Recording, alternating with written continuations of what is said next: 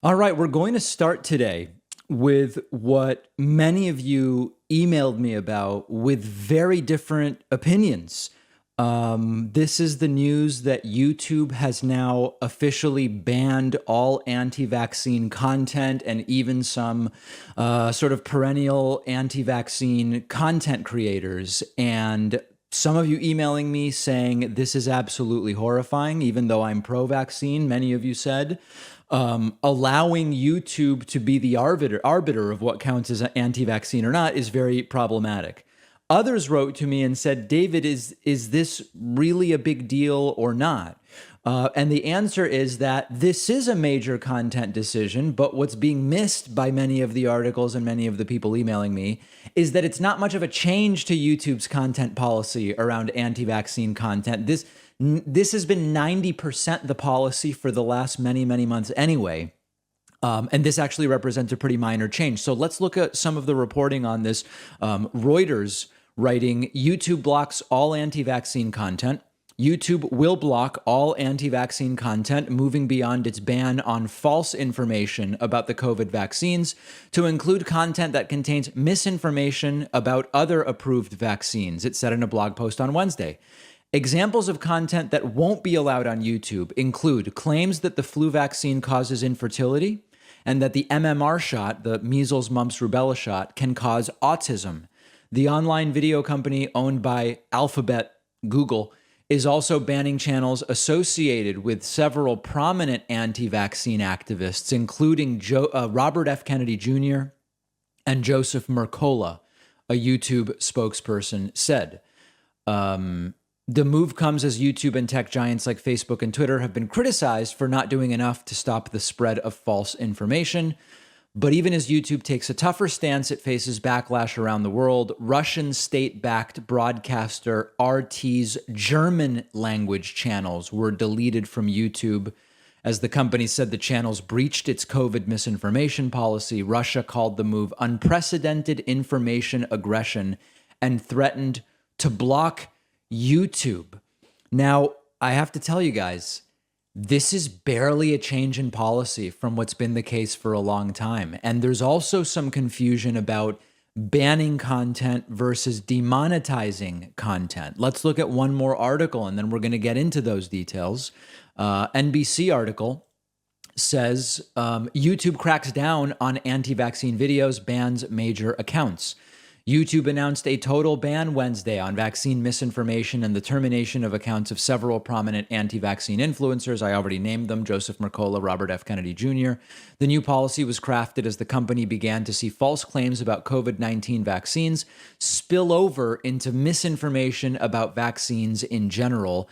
YouTube already had a policy against COVID vaccine misinformation, but the new ban against broader vaccine misinformation includes content that falsely claims approved vaccines are dangerous or ineffective, including the false belief that vaccines cause autism or cancer. So the most important line in all of these articles is that this policy already existed with relation to COVID vaccines. This is only a tweak in that now more general anti-vaccine stuff will also be banned. 99% of the, quote, problematic content over the last 8-9 months since the COVID vaccines have been out has been related specifically to COVID vaccines. And that has already been banned. Whether it's enforced and policed in every case on such a large platform is a different question. But what most people are reacting to is reacting as if this is about COVID vaccine stuff specifically. The COVID vaccine disinformation has already been banned. This is now expanding it like 2% to say, in general, COVID vaccine misinformation, not COVID vaccine, vaccine misinformation is now going to be banned as well. Also, the vast majority of YouTube content is allowed, but some of it is not monetizable. And that's another aspect of this that many people are being confused by. There's a whole bunch of stuff that is what we would call edgy, for lack of a better term, which is allowed on YouTube. The vast majority of content is allowed on YouTube, but you can't monetize all of it. And that applies to me as well. There's stuff that's too edgy that I cover related to war or conflicts, terrorism, that's not monetizable, but it's allowed. And the vast majority of even kind of like edgy content is allowed, but not necessarily monetizable. So I have to tell you, I think this is mostly much ado about nothing. I think Facebook is a lot more to blame for this stuff than YouTube. YouTube actually has been cracking down on conspiracy misinformation for a while now. Maybe not as much as they should have been. If there's a criticism, it's they haven't done enough.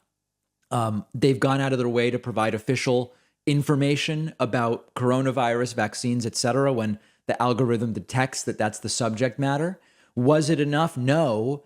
But I'm seeing way more problematic stuff spread and be signal boosted on Facebook, where it's really generating even more denialism and perpetuating disinformation. And one of the things I've been thinking about a lot lately, and I know this is a big statement, at this point, I think Facebook is probably a net negative, I think YouTube is still a net positive, okay?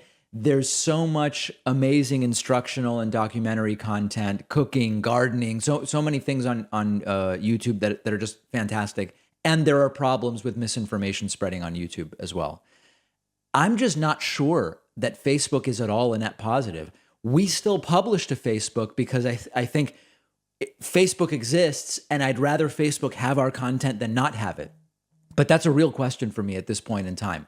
If that topic is interesting, by the way, I highly recommend the book Technopoly by the critic Neil Postman. I'm almost done reading it. He's way more straight up like anti-technology than I am. But the book, which is actually from the 90s, perfectly predicts the conundrum we're in with social media platforms right now and the downsides of tech. And it's very much a worthwhile read. Now, as far as the decision by YouTube, either way, the conspiracy theorists were going to say YouTube is against them. They ban the content. The anti-vaxxers say YouTube is participating in the suppression. But they'd say it either way. And so I think that this is definitely the right decision. Is there some concern about who gets to decide what counts as anti-vax? Sure. Yeah. At any time, being the gatekeeper brings with it its own set of questions and problems. That's always a problem. It's not new here. And you don't say that these companies can't enforce terms of service and terms and conditions as a result. And unfortunately, that's the claim that many are making. I absolutely love this next story. The supporters of that completely bogus audit of the 2020 presidential election results in Arizona are now turning on each other after the total embarrassing, humiliating flop in which, after months and months of saying this audit will show us what really happened, the results were Joe Biden actually won Arizona by about 360, I believe, additional votes than what was originally reported. And as per usual, when things go bad, Trump supporters just start attacking each other and blaming. Daily Beast article explains Arizona audit backers turn on each other after the recount flop. Our former guest on the show, Will Sommer, wrote this article. Supporters of Republicans' controversial, quote, audit. I think it makes sense to put that in quotes. We still don't really know. Is this an audit? What is an audit? Supporters of the audit have turned on each other after the partisan investigation failed to find proof of election malfeasance, with disaffected backers even circulating a fabricated rival report they claim shows interference by the, quote, deep state. The audit report landed with a thud on Friday, only proving, if anything, that Joe Biden won Arizona by more votes than previously realized.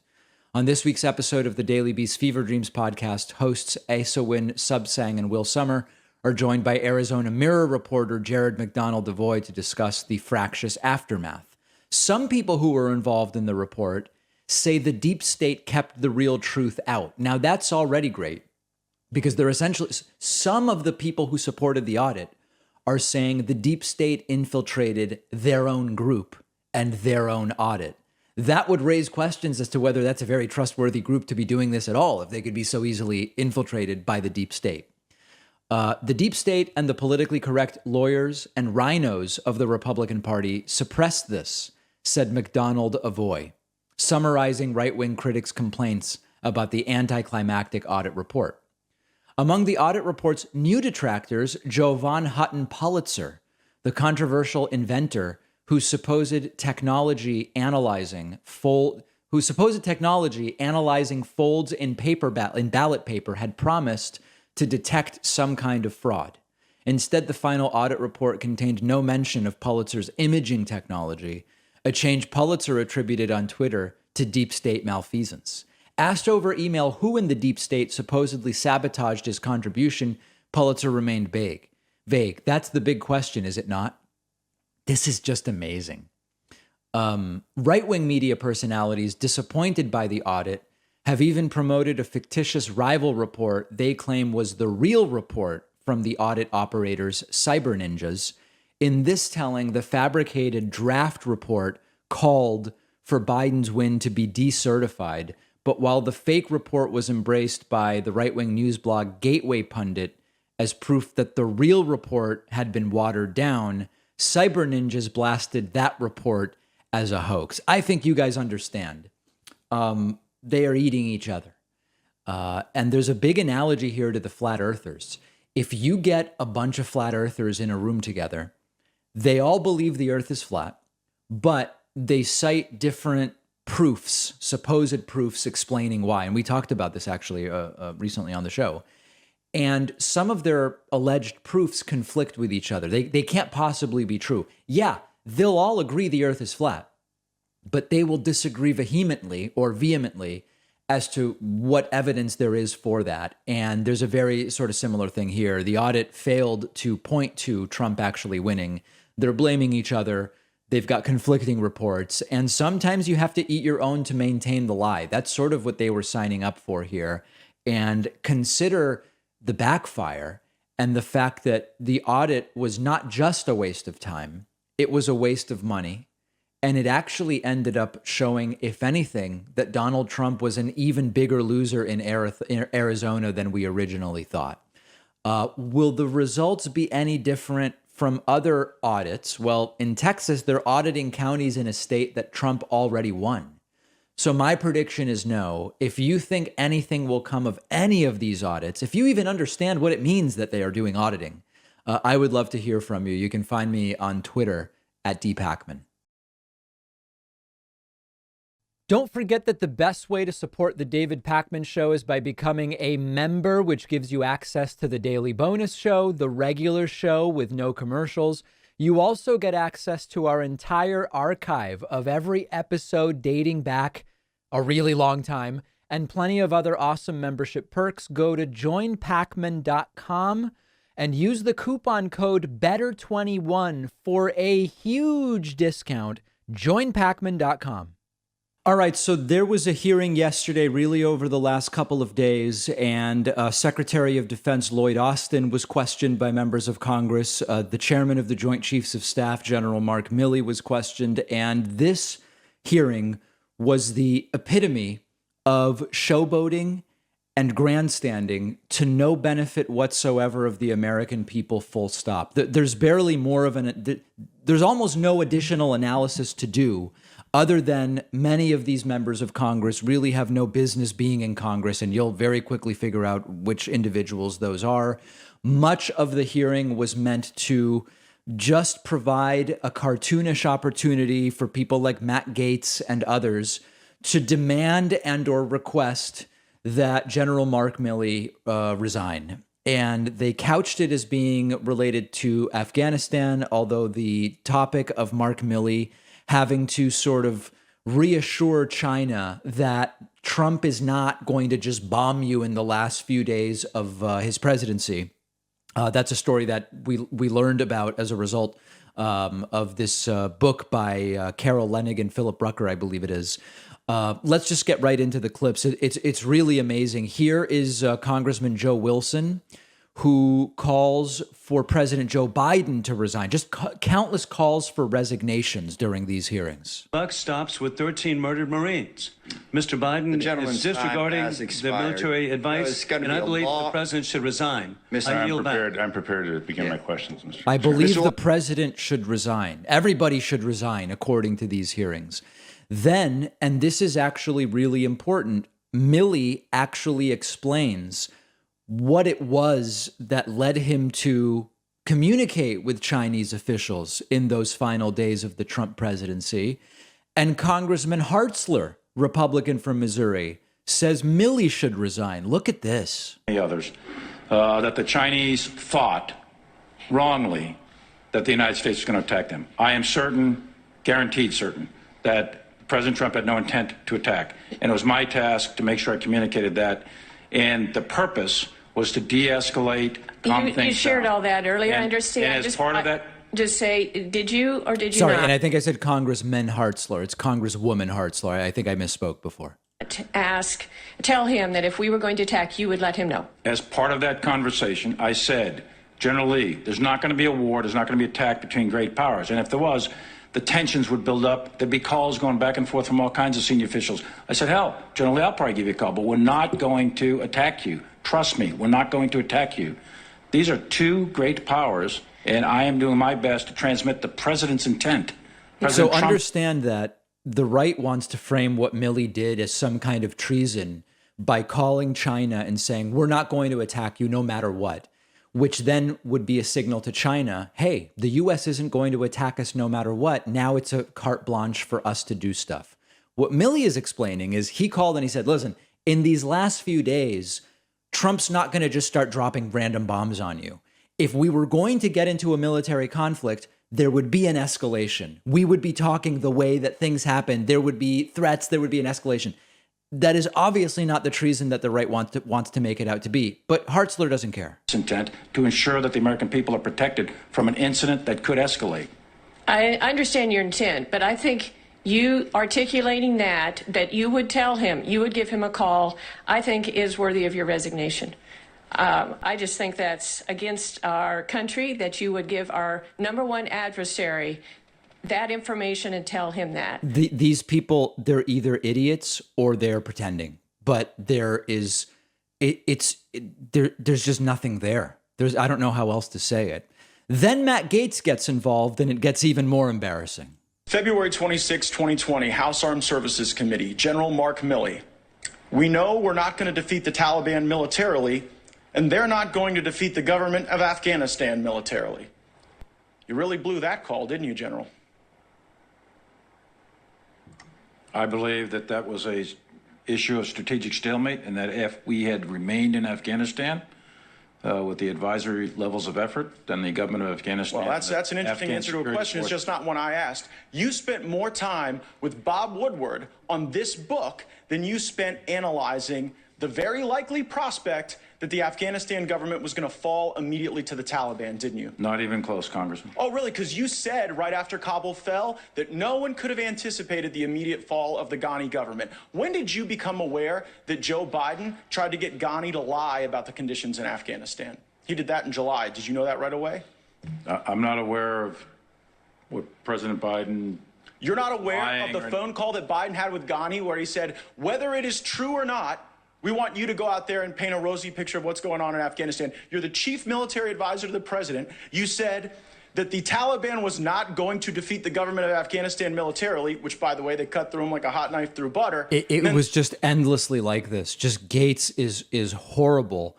And then Gaetz mentions as an aside that Biden is too addled to even fire anyone, but that they shouldn't be in their positions. It gets crazy. But you said yesterday that you weren't going to resign when senators asked you this question. And I believe that you guys probably won't resign. You seem to be very happy failing up over there. But if we didn't have a president that was so addled, you all would be fired, because that is what you deserve. You have let down the people who wear the uniform in my district and all around this country, and you're far more interested in what your perception is and how people think about you in Insider Washington books than you care about winning, Gentleman's which this time group has is incapable expired. of doing. Ms. Houlihan is recognized. Thank you, Mr. Chair. And gentlemen, I apologize for the behavior of my colleague. It's just grandstanding. This does nothing to move forward the interests of the American people or of the United States as a country globally. In this next clip, Donald Trump's former doctor, Ronnie Jackson, who's now a member of Congress, also getting Milley completely exasperated. General Milley, will you now resign? I serve at the pleasure of the president, Mr. Jackson. Congressman Pat Fallon from Texas asking Milley about his comments about that horribly botched drone strike in Afghanistan, and of course taking them completely out of context. And General Milley, on September 1st, 3 days later, you described it as a righteous strike. People that were not supposed to be killed were killed, and you described it as a righteous strike. Yeah, if you go back and look at the full quote, what I said was we followed the procedures. I had every reason to believe that we followed our procedures at that point in time. We knew that there were civilians killed. We knew there were non-combatants and there was collateral damage. Yes, you said were others killed? Yes. Yes. Who were they? We don't know. We're trying to sort through all that. Right. That's exactly what I said. That's right. And so because I believed kill people we shouldn't have. It was a righteous strike. I believe that the target that we were aiming at. I believe the target we were aiming at was okay. I have three more. And this is a strategy which is you don't even really give time to answer the questions. Now, I think I've already spoken about the botched drone strike, and it's absolutely horrifying and disgusting. But the idea that suddenly Republicans care about drone strikes and civilian deaths is laughable. And then last clip, here's the previous day. This is Senator Tom Cotton again bringing up why haven't there been resignations? Just got one final question. General Milley, I can only conclude that your advice about staying in Afghanistan was rejected. I'm shocked to learn that your advice wasn't sought until August 25th on staying past the August 31 deadline. I understand that you're the principal military advisor, that you advise, you don't decide, the president decides. But if all this is true, General Milley, why haven't you resigned? Senator, as a senior military officer, resigning is a really serious thing. It's a political act if I'm resigning in protest. My job is to provide advice. My statutory responsibility is to provide legal advice or best military advice to the president, and that's my legal requirement. So Milley having to explain to Tom Cotton sort of like how things work. We learned nothing from these hearings. What is the dollar value, the dollar cost of these hearings to just allow these Republicans to ask, why haven't you resigned, essentially, without an interest even in learning anything about what has actually taken place? Just more pathetic behavior by this modern Republican Party. I love segments like this next one. Today, we're going to go through some examples of lying with graphs. I've told you before all the different ways you can lie with statistics. There's a book I've recommended many times. It's called How to Lie with Statistics by Daryl Huff. Not a new book, but a very important book to understand. In the book, it talks about sampling bias or selectively choosing, when you say average, choosing mean, median, or mode, depending on which is most convenient for the point you're trying to make. It talks about post hoc ergo propter hoc. All of this stuff is in the book. But one of the chapters is called the Gee Whiz graph. It's a way to lie with graphs. And a classic in lying with graphs specifically is truncating the y-axis or sometimes the x-axis. The y-axis is the vertical axis on a graph. So think through just a general example, and then we'll look at what Fox News did in the last few days. Imagine I want to give you the impression that the temperature just skyrocketed when it really didn't. Now, in the northeast of the United States, over the course of a year, there's a really broad temperature range. You know, in winter, there's some days where it's -5 Fahrenheit. Sometimes you'll get a -10 Fahrenheit day in some parts of the Northeast. And yet in the summer, it can be like 100 degrees Fahrenheit on a really hot day during a heat wave. So that's a big range, -10 to 100. If one day it's 72 degrees and the next day it's 75 degrees, that's not a big change when you think about sometimes it's -10, sometimes it's 100. But if I plot the 72 and 75 degree days and really shorten that y-axis, so the chart starts at 70 degrees and ends at 80 degrees, that 3-degree change between 72 and 75 will look absolutely huge. So that gets us to Fox News these last few days. And we have multiple examples here.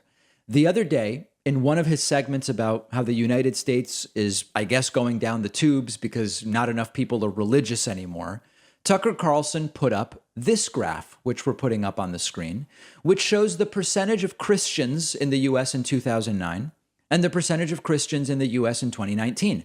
And if you look at these yellow bars, that looks like a big decline.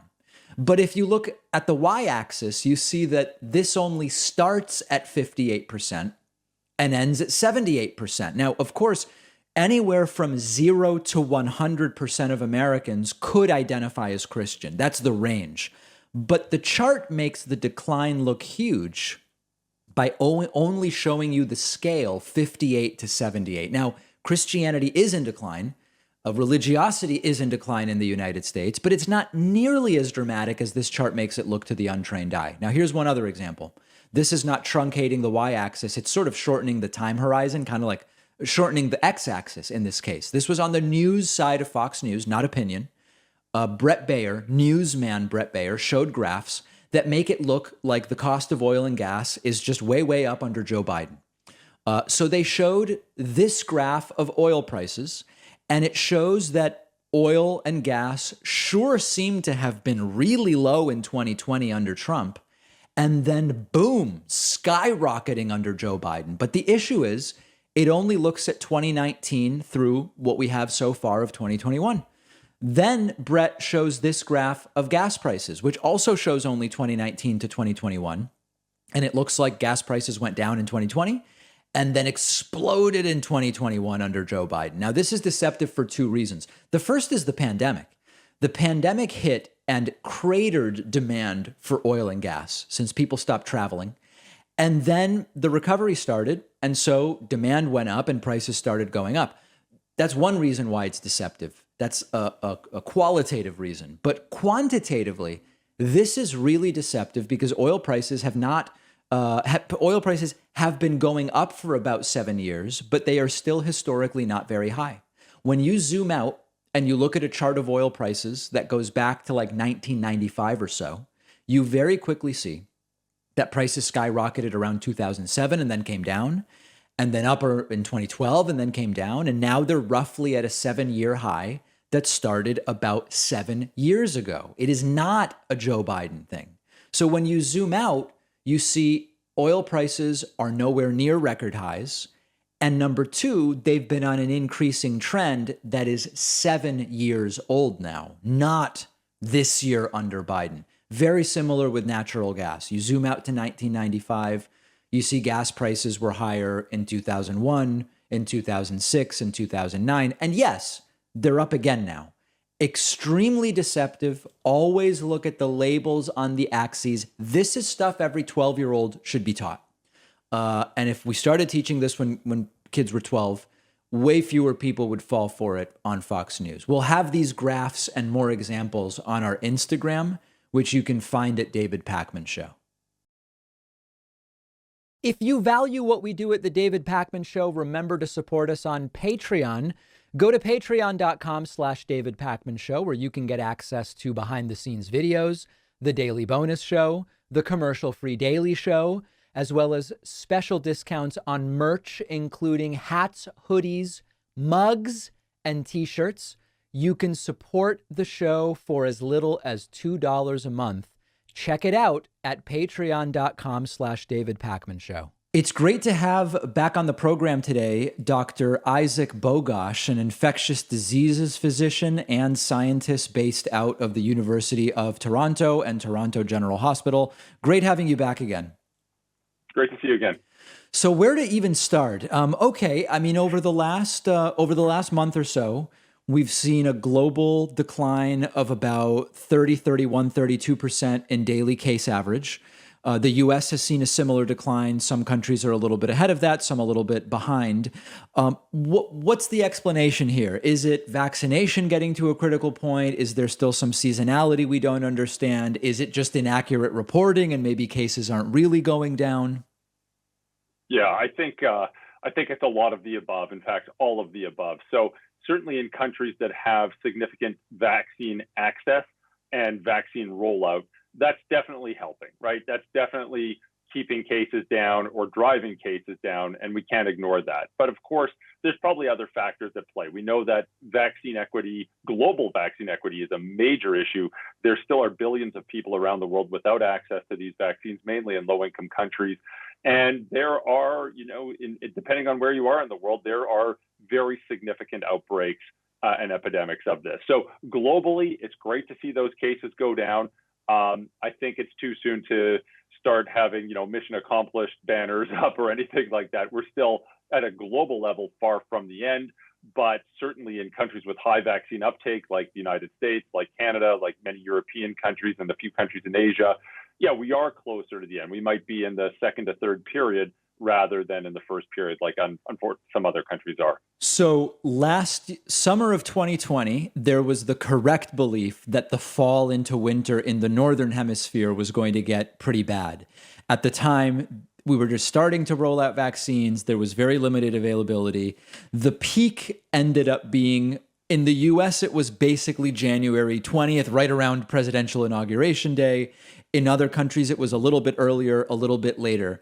And then we saw the sort of big decline, and then we got the Delta spike.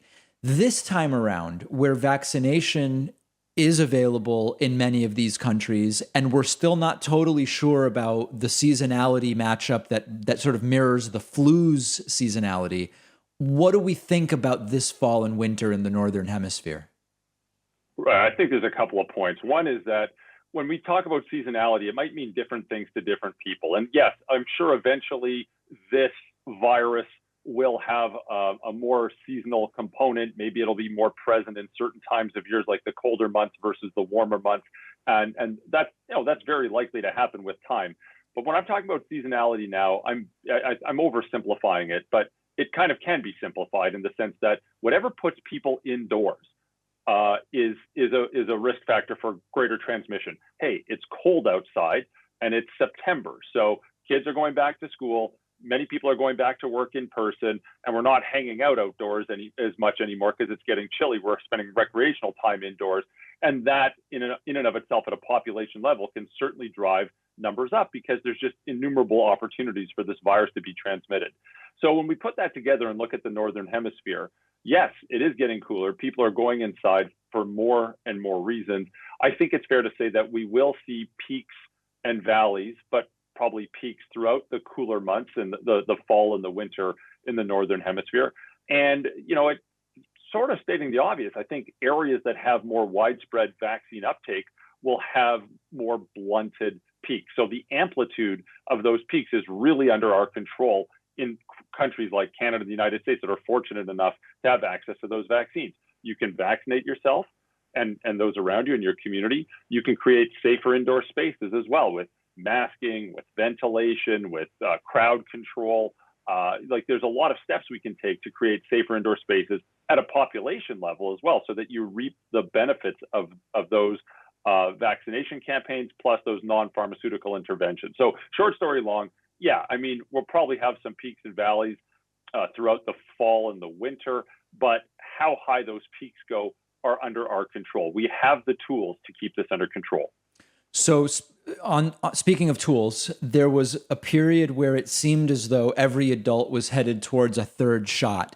Originally, the word booster was used, but when the framing was no, it may be a 3-shot regimen, the change of language was it's not a booster, it's just part of what you're supposed to do. And then all of a sudden, we started seeing a change in tone to some degree, where at least in the US, the recommendation changed to only third shots for 65 plus immunocompromised pre-existing conditions, which if you include being overweight and smoking is a lot of people in the United States, right? I mean, but let's put that aside just for a second here. What's your sense of, because there's the medical question as to who would really benefit. There's a vaccine equity question as to should people be getting third shots, or are those better used as first shots in other parts of the world? How should we be thinking about it? David, I love how you separate those questions because oftentimes that gets confused. And from a medical standpoint, this is a very valid medical question. Do people need a third dose of the vaccine? And if we want to delve into that, I think the answer is, like anything else, it's a bit more complicated. I think there's good data to drive that immunocompromised individuals, however we want to define it, would benefit from a third dose of a vaccine, right? They just don't mount the same degree of an immune response as other people. And as you point out, this can be viewed as, many people have had 2 doses of a 3-dose regimen. You need that third dose for better protection. We've known this for a million years, well before COVID-19, right? There's a reason we give immunocompromised individuals double doses of, for example, the hepatitis B vaccine. Like, this is known. Similar to that, people who are on the older end of the spectrum will probably benefit from a third dose of a vaccine. In the United States, it was defined as 65 and up. We could argue and debate about the data, but that's not unreasonable, including those who live in congregate care settings like long-term care facilities. And again, we've known this long before COVID-19 came around. There's a reason we give older cohorts the higher dose influenza vaccine every year, because we know they need an extra boost to mount an immune response. But I got to say, and when we're, I'm sitting in Canada now, when we were listening to the United States discuss this, if we were in mid-August, we heard very senior political and public health leaders say, everyone's getting a booster shot at the 6-month mark. Oops, pardon us, sorry, everyone's getting a booster at the 5-month mark. Oops, no, we meant 6 months or 8 months. And then they actually had to sit down, and you had the FDA discuss it, then you had the vaccine experts discuss it. Like, the process to get to this decision was very choppy, and I think did a lot of damage in terms of public trust in the vaccine efforts, especially when we know many unvaccinated people currently, we're, for lack of a better word, we're trying to win them over. We're trying to show and demonstrate how safe and effective and reasonable it is to get these vaccines. This didn't do a lot of good in getting to that point, unfortunately. The other thing too is, I don't know where it really landed in the United States, because it seems like, if you're a smoker, if you're obese, if you may work in a higher risk setting, it basically seems like it's open season, and anyone who wants to get a third dose can get a third dose. I don't think that's really appropriate. I'm not to blab on and on, but then let's factor in the equity issue. You've got hundreds of millions of people that are eligible for a third dose, when there's billions of people who haven't received a first dose, and hundreds of, or tens of millions of Americans that should be receiving a first dose. You want to get this under control, you get first and second doses in as many people as possible rather than third doses. Not to ignore that there are some people who would really benefit from a third dose. So to sum it all up, do we all need third doses now? No, we don't. Do some of us need third doses now? Yes, some of us do. Will we all need a third dose at some point in the future? Yeah, we might all need a third dose at some point in the future, but we don't all need a third dose now. So in terms of protection level, which, as you point out, can be, in terms of larger populations, the protection level is lower for certain folks, and that's a factor in thinking about these third doses. How should we be thinking now about how protected one is today, given the difference between the dominant Delta strain and what was the original or live strain for which the vaccines were calculated? Because you hear you still got a mask if you're vaccinated because you can still spread it. And then you hear, hey, actually you can, but if you're vaccinated and asymptomatic, it's not super likely, but it's possible. And it makes it very difficult to do like a risk assessment of any individual. So when you read 99, 98, 97% of the cases and or at least hospitalizations are in the unvaccinated, what does that tell us? Yeah, basically, sometimes people complain about shifting goalposts and you're changing the rules. And the answer is yes, of course they're shifting goalposts. Of course you're changing the rules and adapting policy. You have to, because the virus has changed as well. And the Delta variant is, of course, it's the same virus, but it functions in a different manner. It's way more transmissible compared to the original virus that emerged from Wuhan. So yes, you have to have these shifting goalposts. The problem is communicating this and telegraphing uncertainty and communicating that there will be changes over time. Some we can expect, some we might not be able to expect, so that people don't feel like they're getting the rug pulled from underneath them. So that's one important point. The second point, though, is yeah, I mean, Delta is much more transmissible, but we do know that if you're vaccinated, right off the bat, Delta or not, well, especially even with Delta, you still reduce the risk of getting COVID-19. you reduce the risk of getting infected, but you greatly reduce your risk of getting really sick, like landing in hospital, needing an ICU, or dying. And there's just overwhelming data from multiple countries demonstrating all this. The second point is you can still get infected with Delta, even if you're vaccinated. We've known that. We've known that long before Delta even emerged. In the original clinical trials that were published, there were still vaccinated people that got infected. Delta hadn't even emerged yet. So that's not new.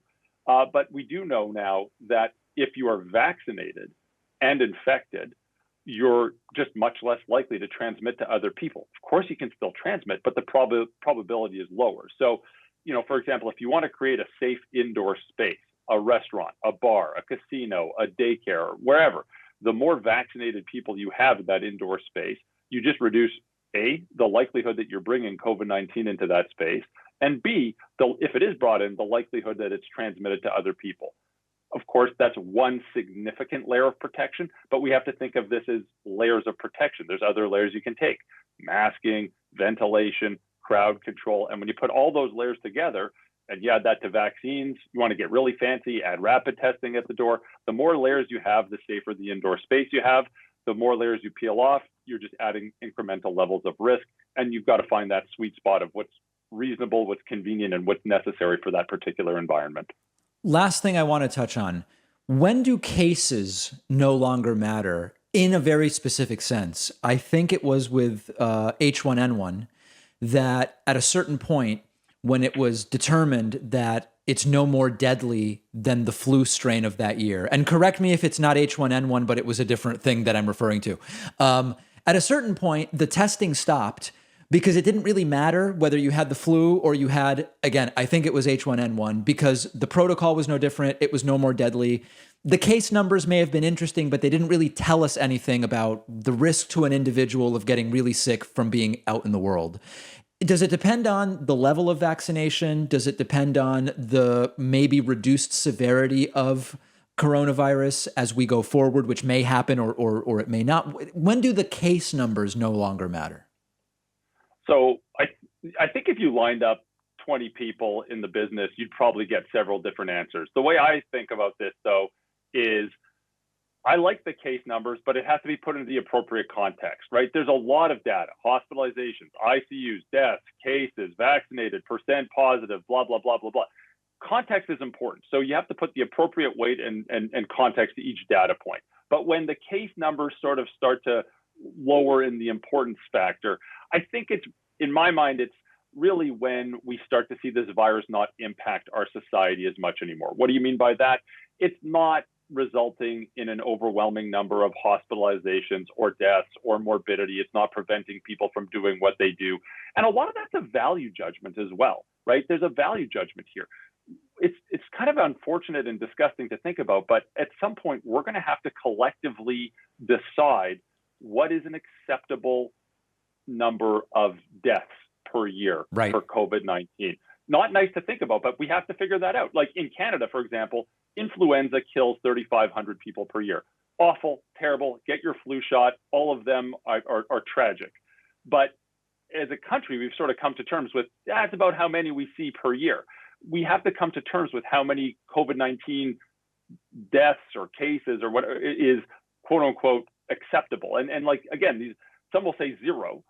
I don't think that's practical.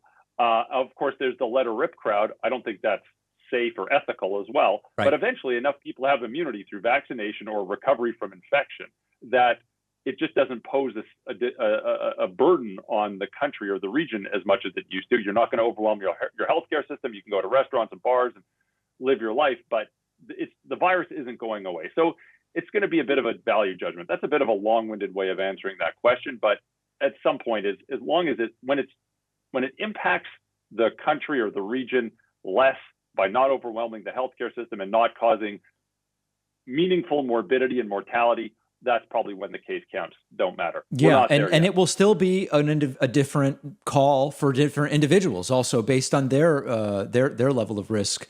and their willingness to accept risk as well. So it's a complex answer because it's a complex question, I guess is the way we would say it. We've been speaking with Dr. Isaac Bogoch, infectious diseases physician and scientist based at the University of Toronto and Toronto General Hospital. Always great catching up with you. Great to chat, David.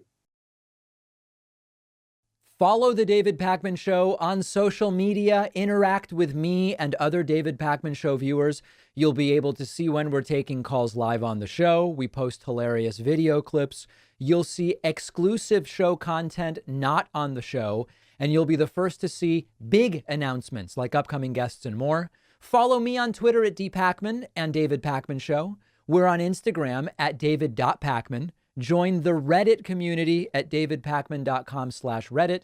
And you can also find The David Pakman Show on Facebook, Discord, and TikTok. It's almost too easy.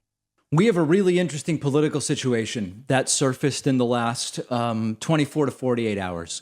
A poll came out from the perennially unreliable Rasmussen reports, which says that if the 2024 election were held today, and Donald Trump were the Republican nominee and Joe Biden were the Democratic nominee, Donald Trump would defeat Biden by 10 points, 51 to 41.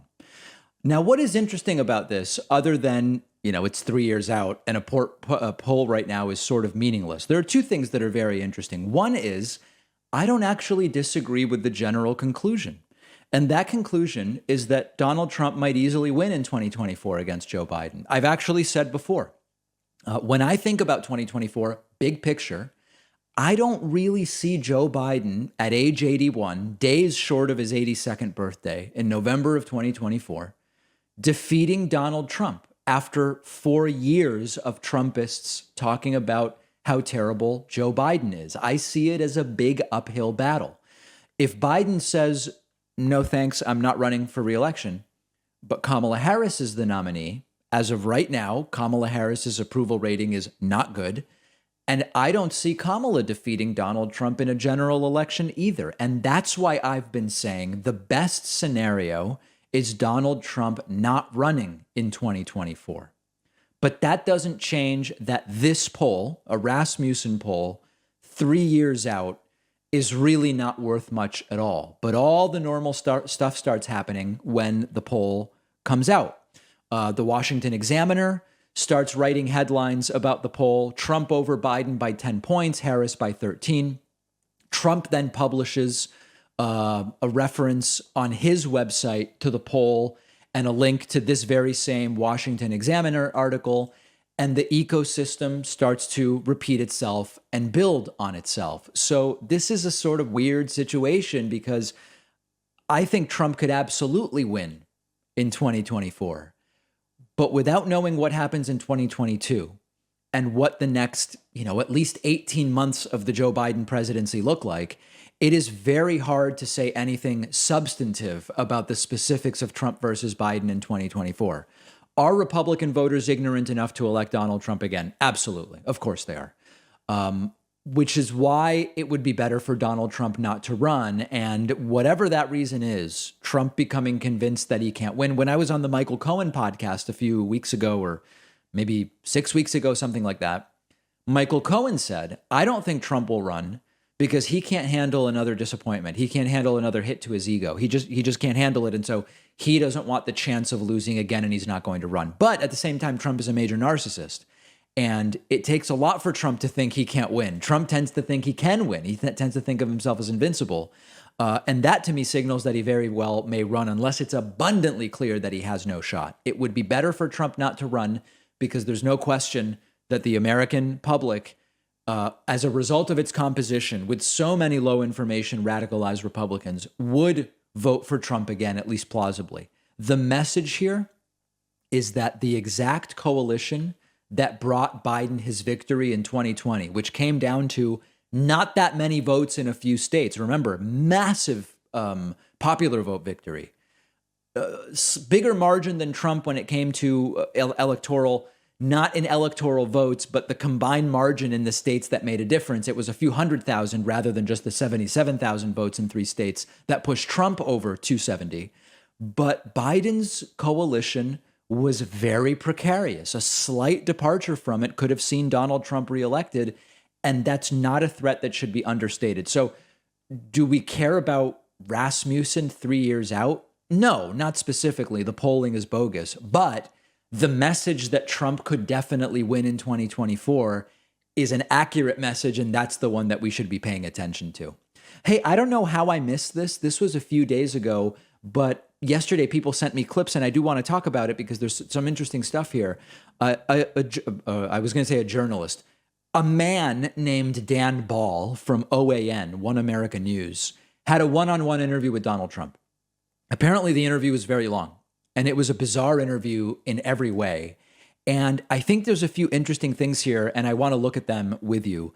Let's start with the first clip where Donald Trump again pushes the big lie that he actually won in 2020, and then claims the country's not actually going to survive this. Now, that has some interesting implications. Let's listen. Again, you know, I don't want to be naive. I think they're grossly incompetent. I really do. I don't think it's the votes because they cheat on the elections. They don't need votes. They cheat on the elections. I mean, you look at 43,000 votes were found last night. They cheat on elections. When you cheat on elections, you don't have to destroy the country. They're destroying our country. Our country will not survive this. Our country will not survive. And what does that mean? The country won't survive what? It won't survive Joe Biden being president for 4 years? What exactly is it that the country won't survive? And what's the timeline? And it's funny how these right-wingers claim the left is hyperbolic when the left says there is a timeline on dealing with climate change, after which we could hit a point of no return. They say, look at that hyperbole. And then Trump says the country's not going to survive this. What do you mean? Look at where they're coming from. They're coming from Yemen. They're coming from the Middle East. They're coming from all countries that are very sick countries, very sick, very mean, nasty. They're coming from all countries that have... So Trump getting visibly confused there, and this goes back to immigration and the unproven idea that terrorists from Yemen and other countries are coming through the U.S.-Mexico border. We still have no evidence of that. It could happen. Theoretically, that could happen. We have no evidence that that's actually taking place. Trump then saying, again, his line about the cupboards were bare when he took over, but saying nobody could have predicted a pandemic. Who could have predicted it? Masks. We were doing... What we did, all of the cupboards were bare, including the U.S. cupboard. The governors didn't have anything. We didn't, because nobody really ever thought a pandemic would happen. It sounds like sort of an ancient thing, you know, or go back to... Now, of course, no one could have predicted a pandemic other than the pandemic response team, which Trump disbanded when he became president. And they even left a playbook about what to do in the case of a pandemic, which they threw out. 1917, which was so bad. Oh, and Trump also mentioning the 1917 flu, which was, of course, in 1918. Very, very strange stuff. Then the interview moves on, and OAN host Dan Ball feeds the idea to Trump that Joe Biden is shipping people in from the Middle East to red states to try to cheat an election. The interviewer feeding Trump conspiracy theories. Why do you think... And this is another thing, just talking about the Middle East. Why would the Biden administration want to allow, by the end of this year, by most figures I've looked up, it's going to be 1.5, 2 million illegals in. Yeah, 2 million by the end of the year. Why would you want to do that? Are you trying to then, and we see where we're shipping them. They're shipping them to the Midwest, the South. Listen, is there more dehumanizing language than saying you're shipping people like it's a computer? Red states mostly. Is this a plan for another way to cheat at elections? So they say it's the votes, but I don't think so again. You know, I don't want to be naive. I think they're grossly incompetent. Then it gets into the segment that we looked at earlier.